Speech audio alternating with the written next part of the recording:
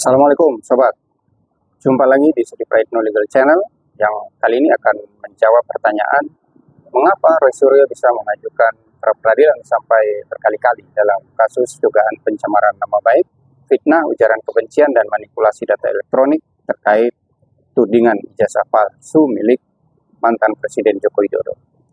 Sobat, pra-peradilan adalah salah satu istilah dalam hukum acara pidana Indonesia yang saat ini diatur dalam Undang-Undang Nomor 20 Tahun 2025 tentang Kitab Undang-Undang Hukum Acara Pidana atau KUHAP yang didefinisikan dalam pasal 1 angka 15 sebagai kewenangan pengadilan negeri untuk memeriksa dan memutus keberatan yang diajukan tersangka atau keluarga tersangka, korban atau keluarga korban, pelapor atau advokat atau pemberi bantuan hukum yang diberi kuasa untuk mewakili kepentingan hukum tersangka atau korban atas tindakan penyidik dalam melakukan penyidikan atau tindakan penuntut umum dalam melakukan penuntutan menurut cara yang diatur dalam peraturan perundang-undangan.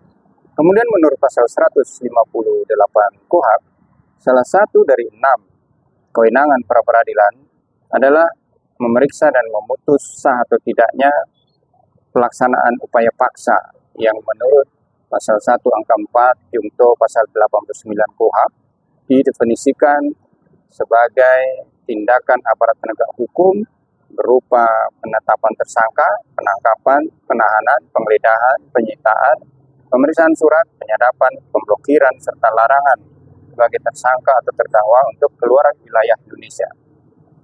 Selain berwenang memeriksa dan memutus sah atau tidaknya pelaksanaan upaya paksa, menurut pasal 173 ayat 1 dan ayat 2 KUHAP, tersangka, terdakwa, atau terpidana juga berhak untuk menuntut ganti rugi karena ditangkap, ditahan, dituntut, diadili, atau dikenakan tindakan lain tanpa alasan yang sah berdasarkan undang-undang atau karena kekeliruan mengenai orangnya atau hukum yang diterapkan melalui permohonan pra-peradilan. Nah, dari beberapa ketentuan dalam KUHAP tersebut terlihat adanya sejumlah alasan yang bisa digunakan oleh Roy Suryo sebagai seorang tersangka untuk mengajukan permohonan pra-peradilan baik terhadap polisi selaku penyidik maupun terhadap jaksa selaku penuntut umum.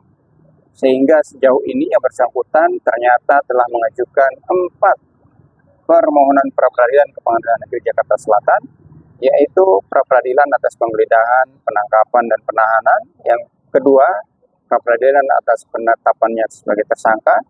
Yang ketiga, pra-peradilan ganti rugi atas penggeledahan, penangkapan, dan penahanan yang tidak sah.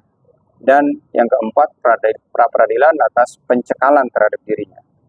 Dan terlepas dari adanya tudingan sebagian pihak bahwa permohonan pra-peradilan yang diajukan oleh Roy Suryo sampai 4 kali ini sebagai upaya menunda pemeriksaan pokok perkara, karena begitulah ketentuan baru yang berlaku dalam KUHAP saat ini, pengajuan permohonan pra-peradilan merupakan salah satu hak tersangka yang diatur dalam KUHAP atau dalam hukum positif Indonesia yang berlaku saat ini. Sehingga semua pihak tentu saja harus menghormati dan menghargai apa yang dilakukan oleh Roy Suryo dalam memperjuangkan keadilan bagi dirinya.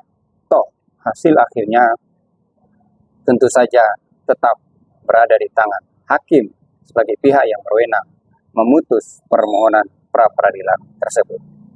Terima kasih. Wassalamualaikum warahmatullahi wabarakatuh.